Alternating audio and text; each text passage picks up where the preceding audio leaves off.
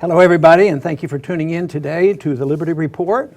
With me today is Daniel McAdams, and most of you know that Daniel is the Executive Director of the Institute for Peace and Prosperity. Daniel, good to have you here today. Good to be with you, Dr. Paul. Daniel, we have a special guest today, a senior editor of Reason Magazine, who's the expert, one of the many experts on civil liberties, and he writes about this frequently. And this is Jacob Sullum, and he has recently written about, which seems at times to be complex, but it's getting more attention all the time, and that has to do with the Hammonds, who have just recently, it looks like, been resentenced, and it seems like a very complicated mess. And Jacob, I want to thank you very much for being with us today, and we're looking forward to you sorting out all these issues dealing with the Hammonds. Thank you for having me. Well, good.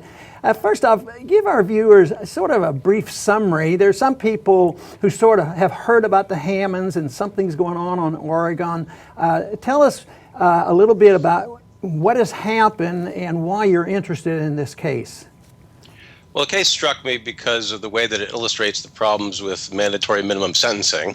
What happened in this case is you have a couple of ranchers, of father and son, who set controlled fires, two of them, one in 2001, one in 2006. They said the first one was aimed at controlling invasive juniper trees and other invasive species. And the second one was aimed at preventing the spread of a wildfire that had been ignited by lightning. They were worried that it would get onto their property and destroy their winter feed. So that the second one was a backburn. Both of these fires spread to federal land. It's kind of hard to avoid that. Their ranch is right in the middle of federal land, interspersed with it. The first fire destroyed, altogether they destroyed 139 acres, burnt 139 acres. One of the fires was about an acre and the other one was 138.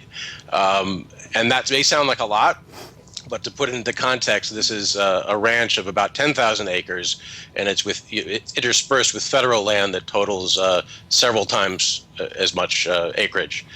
So really, it's a very tiny percentage of this area. Furthermore, the amount of property damage, very hard to estimate because they're basically burning out the juniper trees and the scrub. The jury in this case determined that the property damage in total was less than $2,000. The judge who sentenced them thought that perhaps, if you could put a dollar figure on it, the damage might total more than $100, but he couldn't really say. And he said, and really, whatever injury had been done had been repaired through natural processes. The Bureau of Land Management said that, in fact, the larger fire had improved the federal land that it affected because it got rid of the juniper trees and the scrub, and it improved it in terms of as pasture land. So basically the damage they did was not that great. They did not get the permission that they were supposed to get from the feds, which is why, or one of the reasons anyway, that the Justice Department went after them. But does not seem like a huge crime with a lot of victims. No one was injured. There was no property aside from the vegetation that was destroyed. The judge took all that into account, and in sentencing them, he decided, he looked at the guidelines, the federal sentencing guidelines, and basically picked sentences within the ranges recommended by the guidelines. And so the father, who was convicted in connection with one of the fires, got 3 months, and the son, who was convicted in connection with two of the fires, got a year. But the problem is that there is a mandatory minimum associated with the offense that they were convicted for. And this is an offense under federal law that is actually the way they describe it is the destruction of federal property through fire, among other means. So if you blow up a federal building, or if you burn down a federal building, this provision would apply. It was the five-year mandatory minimum was added by a piece of terrorism legislation. So it seems to be aimed at deliberate arsonists, and furthermore, specifically at terrorists. These ranchers really do not qualify for that label, but they were convicted under that provision. And legally, the 5-year mandatory minimum applies. The judge thought that it would be grossly unfair to impose that sentence, and in fact, he argued that it was a constitutional violation, that it amounted to cruel and unusual punishment because it was grossly disproportionate. And so he said, I'm not going to apply the 5-year mandatory minimum. That would be a clear miscarriage of justice. It would shock the conscience. Instead, I'm going to give you the sentences you would get if only the guidelines apply. Now, the government appealed, which is pretty routine. The government can appeal these sentences if they feel the judge is not imposing the correct sentence. And the Federal Appeals Court, the Ninth Circuit, said, you know what, the prosecutors are right. The judge should have imposed the mandatory minimum. And what ended up happening is that the Hammonds served their original sentences. They were all done with that. And then they had to go back to federal prison. And in fact, they reported just this past Monday to a federal prison in California. Mm-hmm. So they're now going to have to serve out the balance of 5-year sentences. Right. And that's what people were really upset about. And that was the protest on Saturday that from which this group of people who took over the buildings at the nature preserve slid off. You know, we have a lot of examples, and you've written about them, the examples of mandatory sentencing for other reasons, and they're outrageous, and the judges are, you know, in a trap, and they do get sentenced and they serve out their time. Now, this one is a little bit different because the judge lowered the sentence, and then there was a new sentencing. And is it correct that the Hammonds are back in prison as of this month? Yes, they reported back on Monday. Right. So they've already gone back. They, by the way, have distanced themselves from the occupation of the buildings at the nature preserve. Even though the Bundys say that they're protesting on their behalf, the Hammonds say we don't really want to have anything to do with that. And a lot of people are turned off by the tactics used by the Bundys and their followers. But that shouldn't distract people from the fact that there really is an injustice here, and it represents a much wider injustice that comes about because you have these laws that prescribe penalties without regard to context, without regard to what's really going on. I mean, if you can't distinguish between somebody who accidentally sets fire to federal land, doesn't really cause that much damage, and a terrorist who burns down, you know, a federal building, then you have a real problem. Right. Do you have any other examples of resentencing like this? We have the abuse of minimal sentencing, but have you seen this or know of cases where this has occurred before, where they get resentenced and they just get thrown back in after they've served what the judge issued as the sentence? Well, I think it's probably fairly unusual that they would actually have completed their sentences before they get the new longer sentence. But it is fairly common for the prosecution to appeal and say that the sentence was not according to law and that it should be reconsidered. Even under the guidelines, which are no longer mandatory but are advisory, judges, if they want to depart from the guidelines, are supposed to give a written explanation for why they're doing that, and then the Justice Department can say, we don't agree with that reasoning, and we think, in fact, the sentence should be longer, and sometimes they win in cases like that. So that particular maneuver is not really unusual. I think people might have gotten the impression that it was. It seems sort of weird that you would serve a sentence and then go back and serve a sentence again for the same crime, but in fact, that sort of thing happens pretty frequently, that the Justice Department is not happy with the sentence imposed by a judge and tries to get it lengthened. Okay, I want to ask. Okay, go ahead.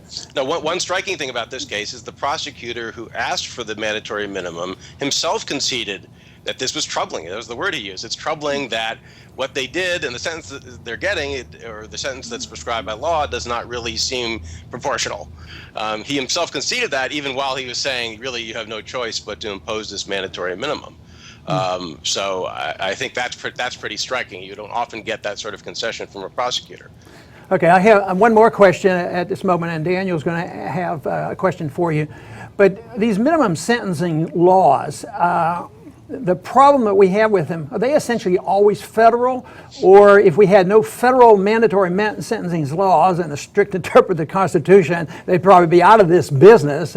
But are there state laws that do the same thing, this Yes. minimum sentencing? Yeah, I mean, there are many mandatory minimum statutes at the state level. Some states, including Texas, have moved to reduce sentences and have alternatives to prison for certain classes of drug offenders, for example.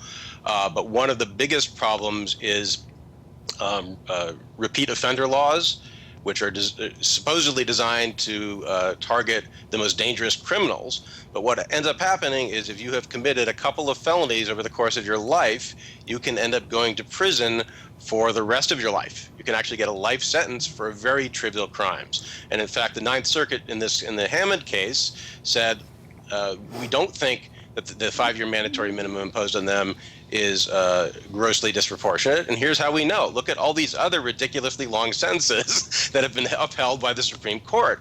And a bunch of those were sentences imposed under these habitual criminal laws or repeat offender laws where they're supposedly targeting the worst of the worst, but it ends up that some guy steals some golf clubs and he goes to prison for 50 years over the rest of his life. Somebody commits a minor drug offense, but because it's his third strike, he goes away for decades or for life. And in California recently, the voters there passed a reform that dials back their 3 strikes law so that you don't have these really egregious injustices where somebody commits a really minor offense and gets a really mind-boggling punishment for it. So there have been some moves toward dialing that back, but that remains a problem, and people can end up serving life sentences for nonviolent crimes, which is really astonishing. And when we do know of some cases with IRS infractions, they've gotten essentially life in sentences for that as well. Daniel, what do you have for Jacob? Well, Jacob, thanks for joining us, and thanks for bringing to light a different aspect of this. And unfortunately, it's not covered as much as it should be in the mainstream media, if at all. Right. And if you are a casual observer looking at this event, you would see the focus on the armed standoff. And sadly, for we civil libertarians, our friends on the left and the right are sort of falling into their natural camp. The right is celebrating the gun culture and taking on the government with guns. And the left, sadly enough, and including, I'm sure many of our otherwise allies, are saying, well, the police hassled a lot of African Americans in Ferguson. Why aren't they out there hassling the whites in Oregon? Instead of asking the right question, which is why are they hassling any of these people at all? Right. Yeah, I mean, that was striking to me as well. Sometimes it feels like they're saying there should be equal injustice. Everybody should be treated equally unfairly, and then we will have, a just society. But that makes no sense. I mean, what you should be striving to do is, to the extent that they're showing a certain amount of restraint in Oregon, and I think so far the police are, both the federal government and the state and local governments are showing restraint. That's appropriate, and you should ask not why is that happening here, but why doesn't that happen elsewhere? I think the feds in particular learned a lesson after Ruby Ridge and Waco, and they don't want to create, make these prophecies of confrontation self-fulfilling, where they go in and enforce and that just escalates the situation and leads to the loss of life. They are wisely trying to avoid that. And I think people on the left should welcome the restraint, and then it's legitimate to ask in other situations where police are not so restrained, which of course happens with some frequency, why not? Why did they have to go in with guns blazing? Right. Why did they have to shoot this guy or shoot him so quickly? Why didn't they hang back and try to evaluate the situation? These questions come up pretty often these days, and they're perfectly fair to ask, but when you see police doing what you want them to do, you shouldn't say, why don't they go in there with their guns blazing? Well, the frustration of the American people today with government's pretty strong, and I think that's very healthy.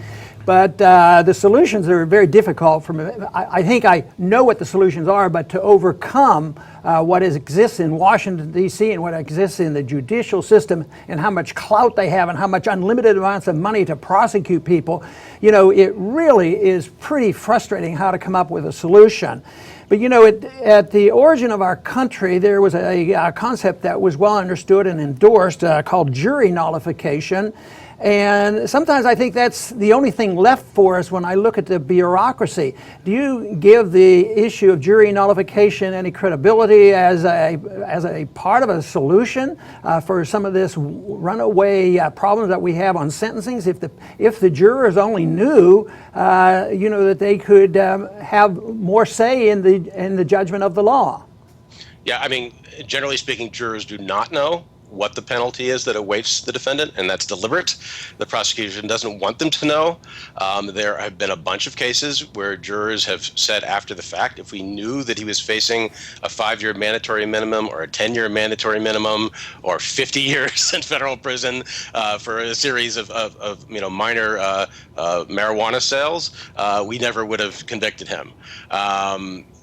So I think it would make a big difference if people knew that, and whether or not prosecutors like it, juries clearly have the power, and there's a long-standing tradition of juries exercising that power to not only judge the facts of the case, but also the law, and to say, we understand that the law says this guy should go to prison for 10 years or 20 years, but we think that's patently unjust, and so we're not going to allow it. I would like to see more of that. Unfortunately, jurors don't always know what the consequences of their verdict are going to be, and sometimes the government will go after activists who try to inform them about their power to judge the law as well as the facts of the case. There have been a few cases recently where people handing out brochures near courthouses have been arrested in Denver, most strikingly, and charged with felonies, jury tampering, simply because they're trying to inform people about the right of jurors to judge the law as well as the facts of the case. They're handing out pamphlets. You would think that would be protected by the First Amendment, and in fact it is, but that doesn't stop certain prosecutors and certain police officers from trying to intimidate activists. These charges typically will end up being dropped or dismissed, but of course the message has already been sent that you shouldn't exercise your right to free speech if you want to avoid being hassled by the police. Right. So that's unfortunate. I do see a jury nullification as a potential partial solution, but there's no way it's ever going to have the sort of impact that you could have by passing sentencing reform. There's legislation that's being considered by Congress right now that would substantially reduce a lot of federal drug penalties. The encouraging thing about that is that it is supported by Republicans and Democrats. It's supported even by some people who usually are very gung-ho drug warriors. It does not go as far as I would like, but it would definitely be an improvement. My hope is that situations like this, where you have a couple of people who face a really excessive sentence, but are not your average crack dealer or pot grower, that will attract sympathy from conservatives who otherwise don't give this much thought. Right. I think Daniel has a I point. was just going to follow up by saying, the land of the free, it's really a pragmatic issue. We have the largest prison population on earth, both per capita and in real terms, and that includes countries like China, which everyone assumes is a police state. So just a pragmatic issue. I think it's a great point, Jacob, that if some of the people that conservatives might consider allies unfortunately have to suffer, it might wake them up just to the pragmatic issue of spending how many untold billions of dollars keeping peaceful Americans in cages. Right. Yeah, I mean, certainly the money issue is part of the reason why there is increasing support for sentencing reform. The fact that crime rates are declining definitely helps. The fact that there doesn't seem to be any measurable reward for locking up more and more and more people for longer and longer periods of time. That the evidence suggests that that for real crime where you have people that you are committing predatory offenses that you're really afraid of, that the main thing is that they, for deterrence, that they have a high likelihood of being caught and that they are punished relatively swiftly. That the length of the sentence is not really the crucial part. And to my mind, all the people who are locked up for things like drug offenses that are not true crimes shouldn't be serving any time at all. But right. Certainly if they're serving, a couple of years rather than 10 years, that's an improvement. Right. So, and I know, your son is trying to do something about that, and it's admirable the way he's brought attention to this issue, and it's very encouraging that he's gotten allies both within his party and among the Democrats. Right. Jacob, we got to go, but I want to thank you very much for being with us today. It's an interesting discussion. It's going to be in the news for a while, so keep up on it and keep writing about it, and I think more and more people will be paying attention. Hopefully we'll come up with a solution. Thank you. Okay, very good. I want to go ahead and close with a word to the viewers, because I think this is a key issue, and it brings up the subject we talked about, reforms, sentencing reform. And Jacob obviously thinks that's very, very important, and I do too, and hopefully we can deal with that. But Daniel alluded to the fact that why are there so many prisoners? Well, it's because there are too many laws. And you know, if you look at the Constitution, there's about 5 or 6 things that could be construed in this strict sense as being a federal law. But we have thousands and thousands of pages, so that's one thing, is we have too many laws, and that goes for the state and local authorities too. So we need a lot less laws, and we need a lot more self-governance and local government rather than looking to just having more laws to mold economic behavior and mold personal behavior.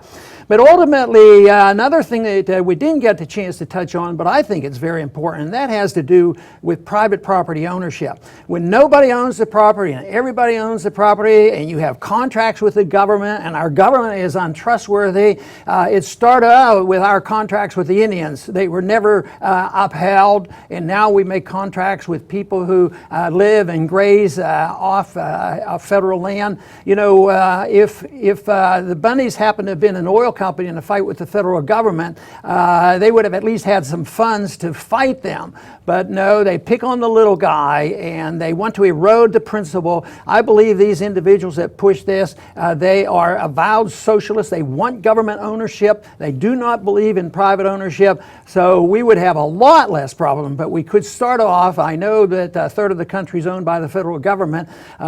We can't achieve that overnight, but we could certainly move in the direction that most, as much as possible, land control should be delivered back to the states and then delivered to the private sector. When you think about it, a state like Oklahoma and a state like Texas, the land was always owned by the individuals. There's essentially no federal land in Texas, and natural resources were handled quite well. Private property is a principle that can deal with all our civil liberties as well, so we should pay attention to that. But once again, I want to thank all our listeners for tuning in today, and I hope this subject was of interest to you, and please come back and visit the Liberty Report soon.